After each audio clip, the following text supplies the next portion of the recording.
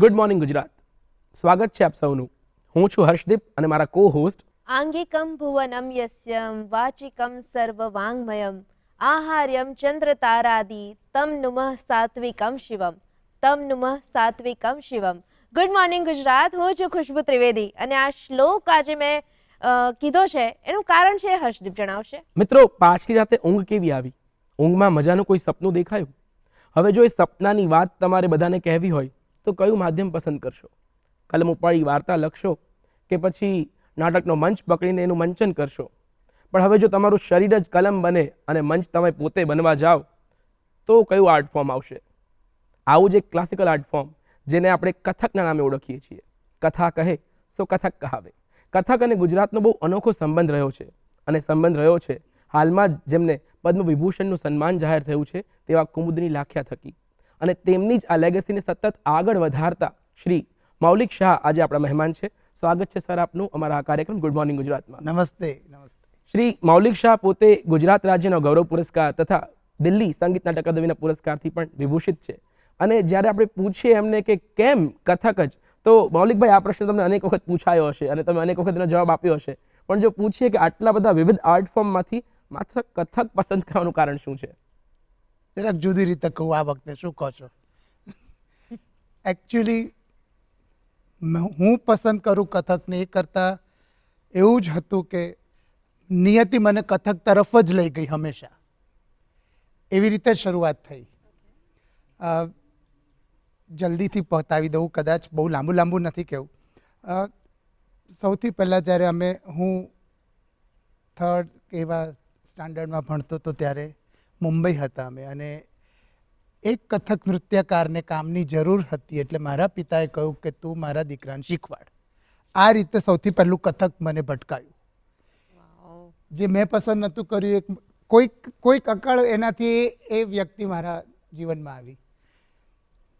થોડું શીખ્યો, પછી શરમ આવે, છોકરો છું, કથક શીખું છું, એવું બધું ત્યાં આગળ છોડી દીધું. પછી અમે અમદાવાદ આવ્યા. અમદાવાદના શ્રેયસ સ્કૂલમાં એક જુદું જ વાતાવરણ, અને ત્યાં આગળ કોઈક કારણસર મેં નૃત્યને જ પસંદ કર્યું. છેવટે ગાઈ નહોતો શકતો, અવાજ સાથ નહોતો આપતો, સ્પ્લિટ વોઇસ થાય ને આપણે, એવા ફેઝમાં કંઈક પસંદ કરવાનું હતું એટલે નૃત્ય પસંદ કર્યું.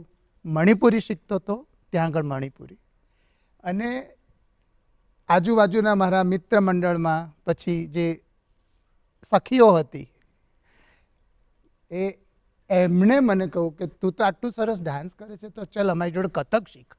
એટલે પાછું એ લોકો મને કથક તરફ લઈ ગયા, અને ત્યાં હું એ વખતથી પછી હું અમારા કુમીબેન સાથે જોડાયો.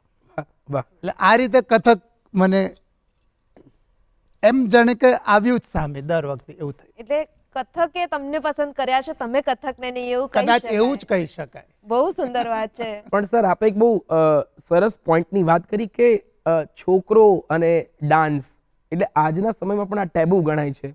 તમે ડાન્સ કરો, તમારા મનોભાવ વ્યક્ત કરતા હોય તો લોકો એમ કે લટકા મટકા ન કર, રહેવા દે. આવા ટોણા મેણા એક જેન્ડર સ્પેસિફિક ડાન્સ ફોર્મ ગણી લેવામાં આવે છે. આનું કોઈ તમે એ વખતે કઈ ચેલેન્જીસ આવા ફેસ અને કર્યા? હર્ષદીપ, એમાં પણ ખાસ કરીને એવું થતું હોય છે કે ક્લાસિકલ ડાન્સની વાત આવે ને ત્યારે વધારે ટેબુ ગણાય છે. હિપહોપ કે બીજા કોઈ ડાન્સ ફોર્મ કરે છોકરાઓ ત્યારે બહુ વાંધો નથી આવતો. પણ એટલે આજે 2025માં આ વસ્તુ ચેલેન્જિંગ લાગે છે. તો આપે શરૂઆત કરી એ દશકો પહેલાની વાત આપ જો કરો તો? એટલે કોઈ કારણસર મને બહુ જ એ વસ્તુ નડી નથી, કારણ કે સૌથી પહેલું તો ઘરનો જ પિતાનો અને માતાનો સખત સપોર્ટ. આખા અમારા કુટુંબમાં અમે આમ તો વાણિયા, એટલે ધંધો, બિઝનેસ, વ્યાપાર એ જ અમારું મૂળ કામ. એમાંથી મારા પિતાએ મને એક આઝાદ કર્યો કે તું નૃત્ય જ કર, એમાં તારે ચિંતા કરવાની જરૂર નથી. એટલે મને એ વસ્તુ આમ નડી નથી. બીજું કારણ એક એ છે કે લોકોના મનમાં આપણી બોલિવૂડની ફિલ્મોએ પુરુષ નૃત્યકારનું વરવું ચિત્ર પ્રદર્શિત કર્યું છે, ખૂબ જ ઓછું સારું. એટલે એવું લાગે કે પુરુષ તો કેવો હશે એમ નૃત્યકાર. પણ જ્યારે મને જોયું છે ત્યારે મારી એક જે રીત હતી એ એક જુદી જ હતી. એમાં પુરુષત્વ સંપૂર્ણપણે સમાયેલું હતું, છતાં પણ એક હું મારી વિશે વાત કરું છું, પણ તમારા પ્રશ્નમાં મારે કહેવું પડે કે એક પ્રકારની જે ગ્રેસ જોઈએ એ પણ સાથે સાથે એક મેસ્ક્યુલાનિટી પણ હતી. યસ, એટલે એ લોકોને જુદી રીતે આકર્ષતું હતું મને. એટલે મને જ્યારે લોકો મને જુએ ત્યારે એ નડતું અને એ લોકોને થતું હતું કે આ તો બહુ સુંદર વાત છે, આ તો પુરુષ પણ સરસ લાગે છે નૃત્ય કરતા. એટલે મને એ રીતે સાથ મળ્યો, મને બહુ જ વાંધો ના આવ્યો. જી. અને મારા ગુરુ, મારા અમદાવાદમાં મારા ગુરુનો ક્લાસ, એમાં એનું વાતાવરણ અને એમના થકી એક જુદા જ બધા માહોલમાં કાર્યક્રમો કરવા જવાનું થયું, એક સરસ સરસ વસ્તુ. એટલે એ આમ મને ના નડ્યું. એટલે કથક સ્ત્રી સ્પેસિફિક બનાવી દીધું હોવા છતાં પણ એક પુરુષત્વ જાળવીને જો કરવામાં આવે તો એ ગ્રેસફુલ લાગી જ શકે છે. જી બિલકુલ, બહુ સરસ વાત કરી સર તમે. લાગી શકે છે. સર, જ્યારે આપણે વાત કરીએ ડાન્સ ફોર્મ કથકની, તો એમાં ઘરાણાઓ જોડાયેલા હોય છે. ઘરાણા. ઘરાના તો એ ઘરાના અને એનું બાયફર્ગેશન કઈ રીતે થાય છે? ઘરાના છે ને પહેલાના સમયની થયેલી વાત છે કે લખનઉ ઘરાના, જયપુર ઘરાના અને બનારસ ઘરાના. મોટા ભાગે એટલે એ એરિયાને લગતું, એ શહેરને માંથી આવેલ નૃત્યકારોને કારણે એક નામ પડ્યું લખનઉ ઘરાના, કે એ આખું બિંદાદીન મહારાજનું જે આખું વંશાવલી છે એ લોકોમાં એ જે આવ્યા, જે બિરજુ મહારાજ સુધીને એના પછી, અને જયપુર ઘરાનામાં સુંદર પ્રસાદજીને એ બધા જે બધા આવ્યા એમના થકી. એટલે એક એના લીધે ઘરાના અને એમની રીત એ વખતે છે ને બહુ ડિસ્ટિંક્ટ હતા. એ દરેક કથક નૃત્યકારોની એ કરવાની એમની રીત, કથકને પ્રસ્તુત કરવાની રીત, કથકની શૈલી, એમની દરેક બંનેની શૈલીઓમાં ઘણો ફરક હતો. કે જયપુરમાંથી આવેલા નૃત્યકારોની શૈલી અને લખનઉમાંથી આવેલા, એટલે એ રીતે ઘરાના પડ્યા. હવે આજના જમાનામાં હું એવું માનું છું કે આજે લખનઉ ને જયપુર એક આમ મનમાં પેસી ગયેલી વાત છે કે ભાઈ બધા પૂછે કયા ઘરાનાના, પણ હવે અમદાવાદ ઘરાનું જુદું છે, બેંગ્લોર ઘરાનું જુદું છે, પૂના ઘરાનું જુદું છે. તમે જોશો, તમે થોડા અંદર ઊંડા ઉતરશો તો દરેક શહેરની પોતાની એક શૈલી છે, કારણ કે ત્યાં વસેલા જે ગુરુઓ છે એમના થકી એક નવી ભાત ઊભી થાય છે.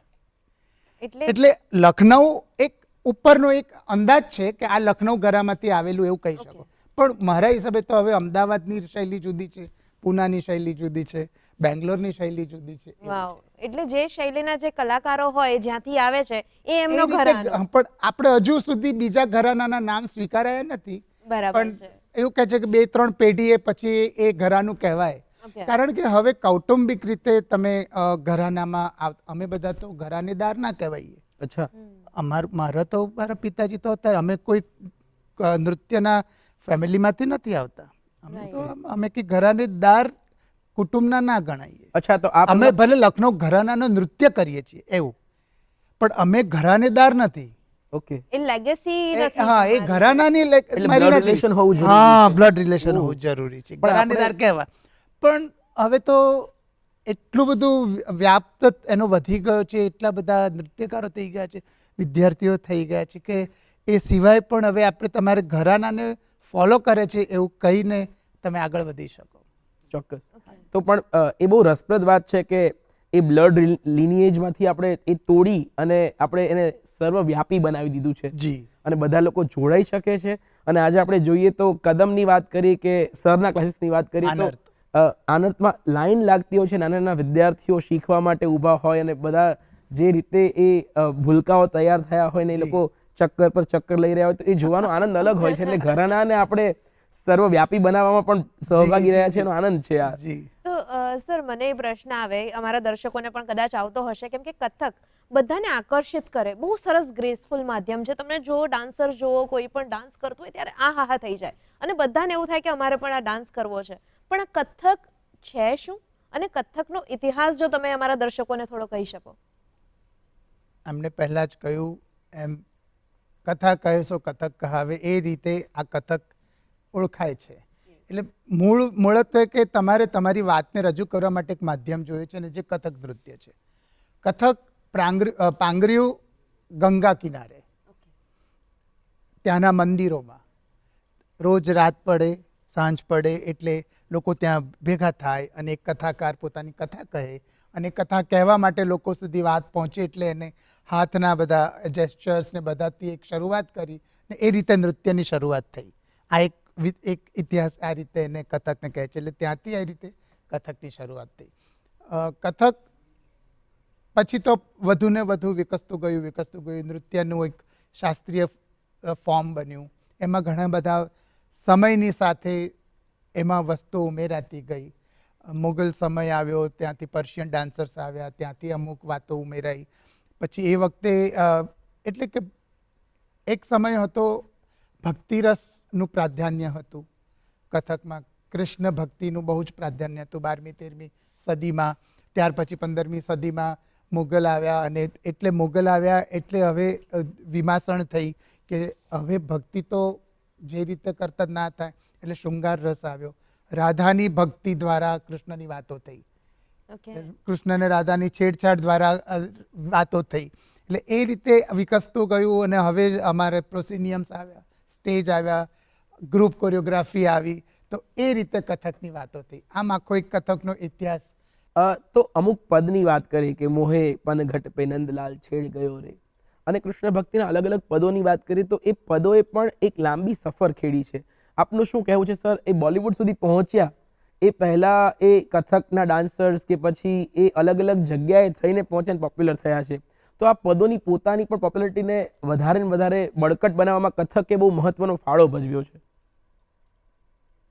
એટલે જ્યારે જ્યારે એ પદો અસ્તિત્વમાં તો હોય જ, કારણ કે એના થકી જ વાત કહેવાતી હતી, એના થકી નૃત્ય રજૂ થતું હતું, એના થકી જ અભિનય દ્વારા પ્રસ્તુતિઓ થતી હતી. અને એટલે બ્રજ ભાષા અને બેઝિકલી મેં કહ્યું એમ મુગલ સમયમાં ઠુમરીઓ બહુ આવી ગઈ. અને અમારા બિંદાદીન મહારાજે પોતે પણ લખેલી ઠુમરીઓ બધી, પદો કો ઠુમરી કો, પદ એટલે જુદી, ઠુમરી એટલે થોડું જુદા, બધા થોડા બાયફર્કેશન્સ છે. એ બધા તો હતા જ, પણ જ્યારે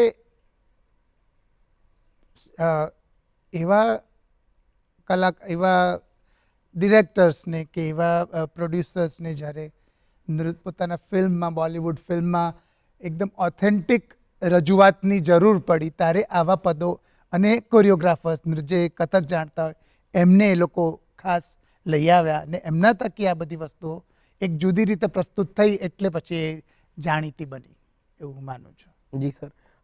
સર, આપણે જ્યારે વાત કરી રહ્યા છીએ આ તમામ પદની અને કથક શૈલીની, તો જે નૃત્યકાર છે જેનું શરીર એક માધ્યમ છે આખી વાર્તા રજૂ કરવાનું, તો એક નૃત્યકારનું મોર્નિંગ રૂટીન શું હોય છે?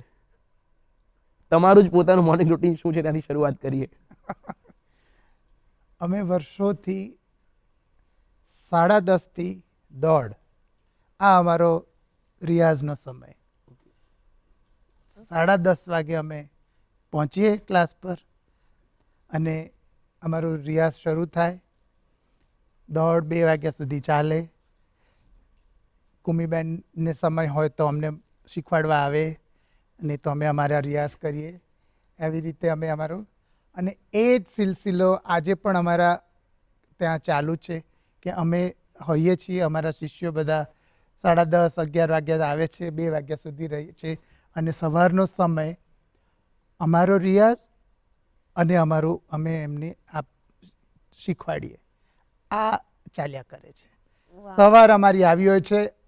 બહુ જ બધા કે એમ સવારે 4 વાગે ઉઠીને 6 વાગે ઉઠીને 5 કલાક રિયાઝ, એવું મેં નથી કર્યું. એટલે એવું એ મારે જરૂર નથી પડી મને. ઓકે, તો એવું કહી શકે એટલે સાધના જરૂરી છે, કયા સમય કરો છો એ જરૂરી નથી. ના, જરા સાધના જરૂરી છે. અને સાધનામાં પણ એવું છે ને કે કેટલી કરવી એ પણ એક જરૂરી વસ્તુ છે. વિચારીને કરવાની વાત છે. એને આપણે પેલું એમ ગધા વૈતરું કરવાની પણ જરૂર નથી. આપણે એમ કહીએ ને એવો શબ્દ એમ કે ના, જરૂર નથી. વિચારીને કરેલી સાધના કે ક્યાં કેટલી જરૂર છે, આમાં હું કઈ રીતે આગળ વધીશ, એ મુજબ કરો તો એ તમારું જીવન પર્યંત તમને સાથ આપે છે. બહુ સરસ વાત કરી સર તમે.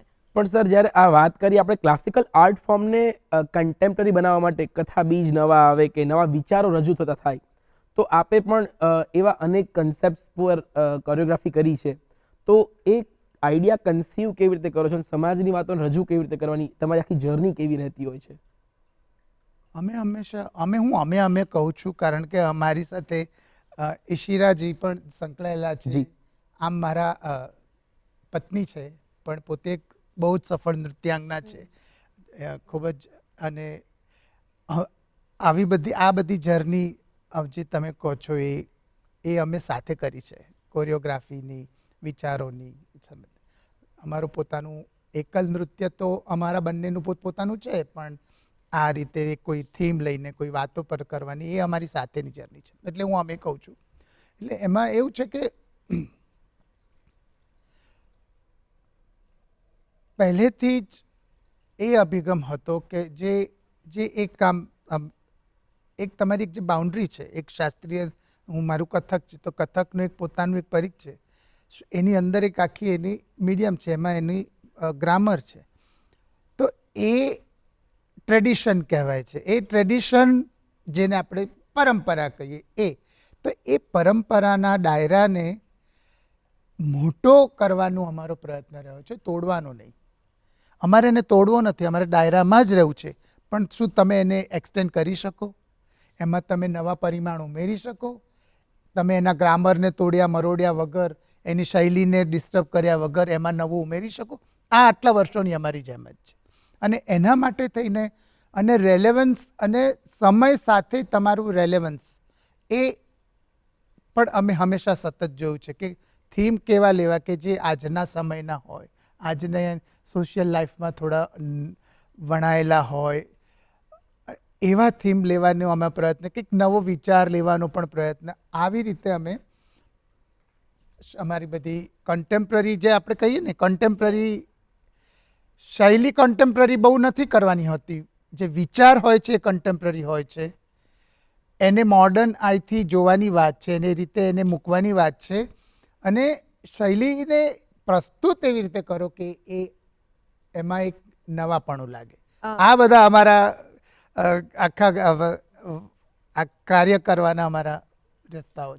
આવા જ સંસ્મરણો વાગોડીશું અને આપણે જાણીશું કે કેવા કેવા પ્રોડક્શન્સ ગુજરાતને અને દેશને અને દુનિયાને અને ક્યાં ક્યાં એમના ડાન્સ ટ્રુપ્સ એ ટ્રીપ કરી અને કેવા કેવા લોકોને મંત્રમુગ્ધ કરી દીધા છે. એ બધું જ જાણીશું. આવી જ રસપ્રદ વાતો કરીશું, પણ હાલ સમય થયો છે વિરામનો. વિરામ બાદ ફરી મળીશું.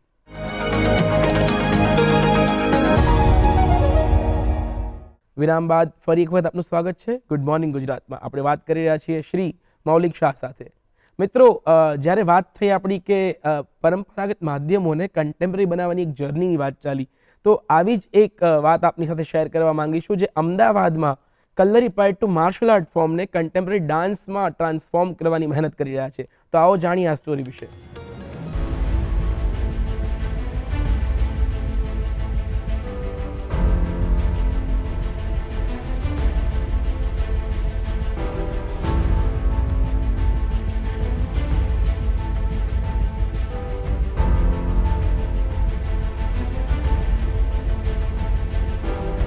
આ દ્રશ્યો છે કલરીપાયટ્ટુ શીખી રહેલા વિદ્યાર્થીઓના, અને આ છે ગુજરાતમાં માર્શલ આર્ટ્સ શીખવનાર ગુરુ. તેઓનું મૂળ નામ ડી પદ્મકુમાર છે અને મૂળ વતન કેરળ છે, પણ વર્ષોથી અમદાવાદને પોતાની કર્મભૂમિ બનાવી પપ્પન સરના નામે ઓળખાતા ડી પદ્મકુમાર નવા કન્ટેમ્પરરી ડાન્સ ફોર્મને વિકસાવવાનું કામ કરે છે. કલ્લરીપાયટ્ટુ એ ડાન્સ ફોર્મ નથી, એ શુદ્ધ માર્શલ આર્ટ ફોર્મ છે. કલ્લરીપાયટ્ટુ સાથે હું જે અભ્યાસ કરી રહ્યો છું, એના થકી હું ઇન્ડિયન કન્ટેમ્પરરી ડાન્સને ઘડવાનો પ્રયત્ન કરું છું. એનો ઉપયોગ હું અલગ અલગ વાર્તાઓ, ફિઝિકલ થિયેટર અને ડાન્સ થિયેટરમાં કલ્લરીના અલગ અલગ એલિમેન્ટ્સ લઈ અને વાર્તાઓ રજૂ કરવાનો એક નમ્ર પ્રયાસ કરતો હોઉં છું. શરીરના અંગો વડે ગજવડીવ, અશ્વવડીવ, સર્પવડીવ જેવી અલગ અલગ આક્રમણની મુદ્રાઓ બનાવવામાં આવે છે. ધીરે ધીરે ફિલ્મ અભિનેતાઓમાં પણ કલરીપાયટ્ટુ શીખવાનો વ્યાપ વધી રહ્યો છે. ત્યારે આમાંથી ડાન્સનું નિર્માણ એ અનોખી બાબત છે.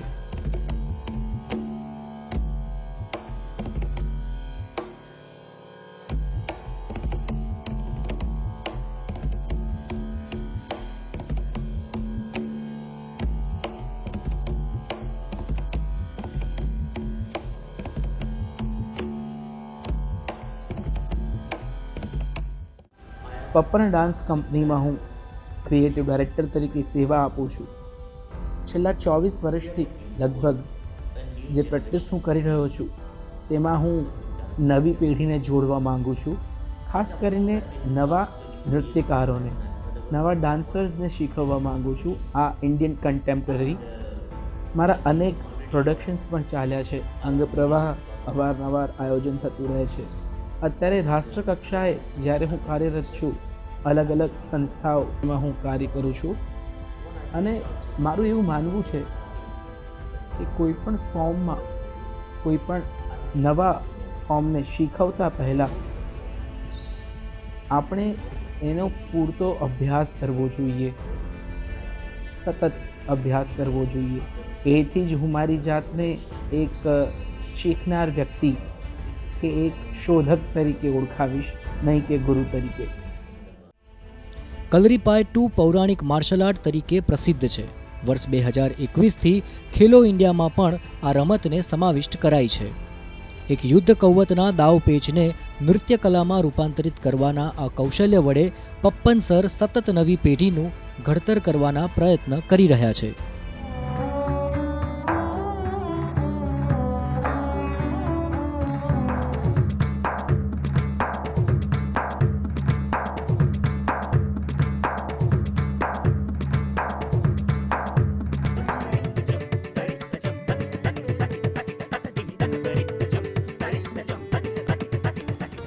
આવા જ ઘણા બધા આર્ટ ફોર્મ્સ છે જે ઇન્ડિયાની અંદર અત્યારે ઘણા બધા લોકો શીખી રહ્યા છે ને એને આગળ વધારવા માટે ઘણા બધા લોકો કામ કરી રહ્યા છે.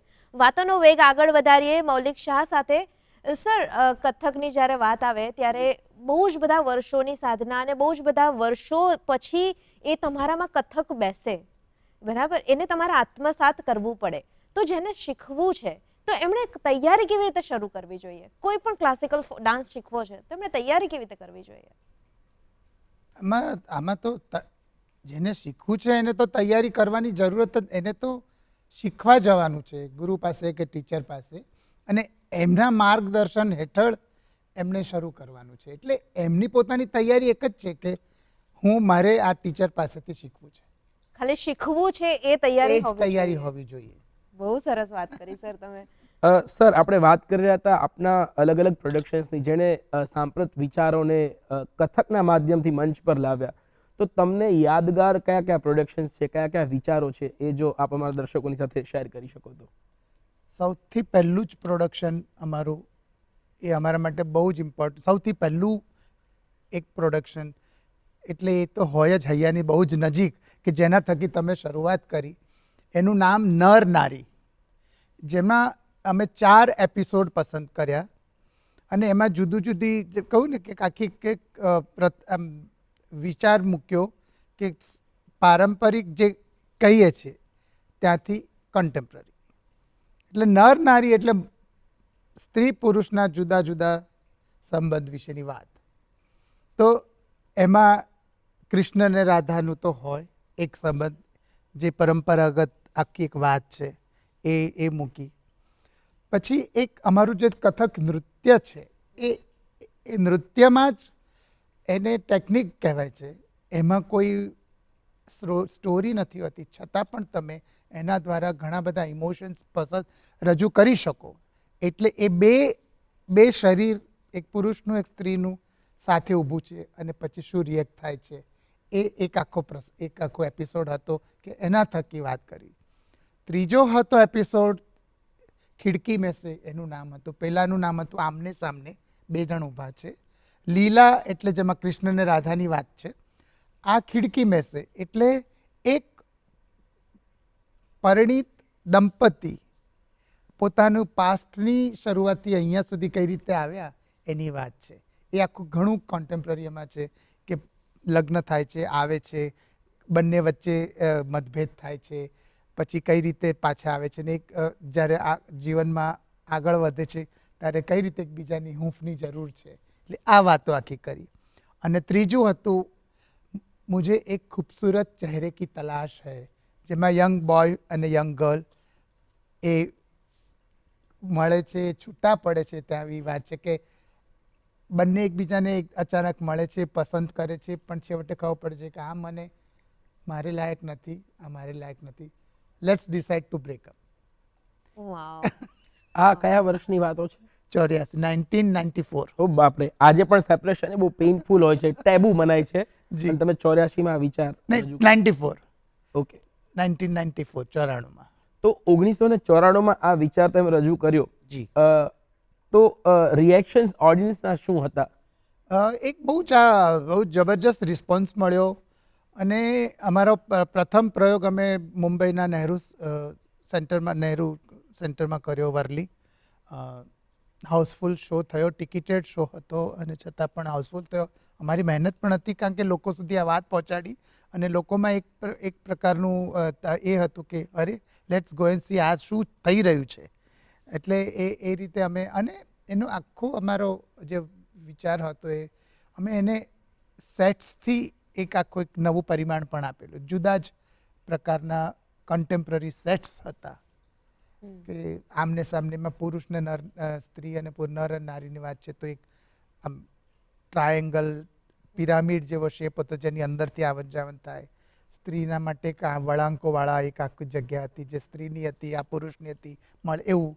લીલામાં બહુ સુંદર એક જુદા જ પ્રકારના વૃક્ષો ઊભા કરેલા, કન્ટેમ્પરરી. આ બધું એકદમ ટિપિકલ આપણે જે જાણીએ છીએ કે ઝાડ ઊભું કરી દીધું, કટ્સ બધા કટઆઉટ્સ ઊભા કર્યા, એવું નહીં, એક જુદું. એટલે એક જુદું પરિમાણ હતું. આમને સામનેમાં એક ગાર્ડનની રેલિંગ, થાંભલો, લાઇટ, પગથિયા, એટલે અને આ પેલામાં ખિડકી મેસેમાં એક દરવાજો, સ્ટૂલ હતા 3-2, એ સ્ટૂલ સાથે પણ કામ બધું કર્યું. એટલે આવું બધું એક નવું જ આખું દ્રશ્ય ઊભું થયું અને which was a very different in classical ડાન્સના શોમાં કે આ કથકનો શો છે કે કયું છે. લોકોને એ પણ કદાચ વિસ્મય થતું હશે કે આ શું છે ભાઈ, પણ એકદમ પ્યોર કથક હતું અને છતાં પણ ના લાગે તમને. કથકનો આ ક્લાસિકલ ફ્લો જે કુમીબેને આપને શીખવ્યું કે આપ આપના વિદ્યાર્થીઓને શીખવી રહ્યા છો, જી. તમે એક કઈ દિશા તરફ આગળ વધી રહ્યો છે અને તમારું શું રિવ્યુ છે એના પ્રત્યે? એટલે અમે તો અમારી, મેં તમને જે અત્યાર સુધી જણાવ્યું પ્રમાણે અમારો અભિગમ જે છે કે એની જે બાઉન્ડ્રીઝ છે એને એક્સટેન્ડ કરવી અને નવા પરિમાણો ઉમેરવા. એ સિલસિલો અમે અમારા શિષ્યો થકી આગળ વધારીએ છીએ. કુમીબેન એમના વિચારોથી આગળ વધ્યા, અમે અમારા વિચારોથી. આજ કારણ કે અમારા હજુ પણ વિચારો આજના અમારા જે બધા શિષ્યો છે એ એમના થકી અમે આગળ વધીએ છીએ. એ લોકો અમને એક જુદા જુદા વિચારો આપે છે, જુદા જુદા ઇન્સ્પિરેશન આપે છે આજનો, બિકોઝ એમનું મગજ, એમનું માઇન્ડ યંગ છે અને એમના દ્રષ્ટિકોણ જુદા છે, એમના વિચારવાની રીત જુદી છે, એમના અનુભવો જુદા છે ને એમની ચેલેન્જીસ જુદી છે. અમારી ચેલેન્જીસ જુદી હતી, એમની આજના યંગસ્ટર્સની ચેલેન્જીસ જુદી છે. એટલે એના માટે અમને જે સૂઝે છે, અમને જે એમાં જેટલું સમજણ પડે છે એ પ્રમાણે અમારે એમને તૈયાર કરવાના છે. કે તમે એમની એક ચેલેન્જીસની વાત કરું, કદાચ તમે તમારા મનમાં પ્રશ્ન હશે જ, બધા પૂછે છે આજના તમારા બોલિવૂડ વિશેના શું ખ્યાલો છે, એ હું જ પૂછી કહી દઉં છું. મને એમ કે તમે પૂછો એ પહેલાં. એટલે 3 મિનિટનો ડાન્સ જે તમને ટીવી પર બતાડવામાં આવે છે, 2.5 થી 3 જ મિનિટનો, એની સામે તમારે આજના યંગસ્ટર્સને થોડુંક તો ચેલેન્જીસ છે. કારણ કે શ્રોતાઓ એટલે પ્રેક્ષકો તો એ જુએ છે અને એમના મનમાં એક જુદી જ વાત એ ઊભી થાય છે કે આવું કંઈક. એટલે કથક નૃત્યની જે સુંદર વસ્તુઓ છે એને કઈ રીતે મૂકવી, અને અમારો ડાન્સ અમે જે શીખ્યા હતા અને એ લોકો જે ડાન્સ કરે છે એમાં કેટલો ફરક હોવો જોઈએ એ અમે ધ્યાનમાં રાખીને આગળ વધારીએ છીએ. એમને શીખીએ છીએ કે તમારે આ તો ઊભું, તમારે તમારા શરીરમાંથી આટલું તો પેદા કરવું જ પડશે તમારે. જી. કે આટલી તો તમારે મહેનત કરવી જ પડશે. એને કથક આ રીતે હું 25 ચક્કર લેતો તો આ સ્પીડમાં લેતો તો તમારે 40 લેવા પડશે અને વધારે સ્પીડમાં લેવા પડશે. કે હું આ પગનું કામ કરતો તો અમારા સમયમાં એ ઘણું હતું, હવે ના ચાલે. હવે કંઈક તમારે ચમત્કારિક કથકનું જે સ્વરૂપ છે એમાં હજુ પણ વધારે તમારે ઊભું કરવું. જે કશુંક નવું કરવાની જે દોડ છે હા. એમાં તમારે પણ આવવું પડશે, આવવું પણ જ પાયો પડશે. સાથે રાખવો પડશે. એ તો પહેલું જ છે. મેં કહું ને એના વગર નહીં છે. અમારે બ્રેક નથી કરવો, અમારે એમાં જ નવા પરિમાણો. એટલે આ આખી અમારો સિલસિલો. પણ એક ખૂબ સારી વાત છે કે જ્યારે આજના યુથનું આજના ટાઈમે રીલ્સના જમાનામાં અટેન્શન સ્પાન ઘટતો જાય છે, ત્યારે કથક અને બીજા ક્લાસિકલ માધ્યમો એ એમની ચમત્કૃતિ બતાવવા માટે સમય માંગે છે, તમારી ધીરજની કસોટી કરે છે. અને એ યાત્રામાંથી જો તમે ચરમ સીમા સુધી જો એ આર્ટ ફોર્મને માણવાના પહોંચવું હોય તો ધૈર્ય બહુ જ એ જરૂરી એલિમેન્ટ છે એને માણવા માટેનું. જી. અને એ જ 3 મિનિટના કોઈ પરફોર્મન્સમાં નહીં માણી શકાય કે જે એને 1 કલાક માણવામાં મળે છે. જી, એ તો છે. એટલે એ એવી અનેક આપે સરસ વાતો કરી છે. એના માટે સર આપનો ખૂબ ખૂબ આભાર કે આપ ગુડ મોર્નિંગ ગુજરાતમાં આવ્યા, આપનો સમય આપ્યો અને દર્શકો સાથે વાતચીત કરી.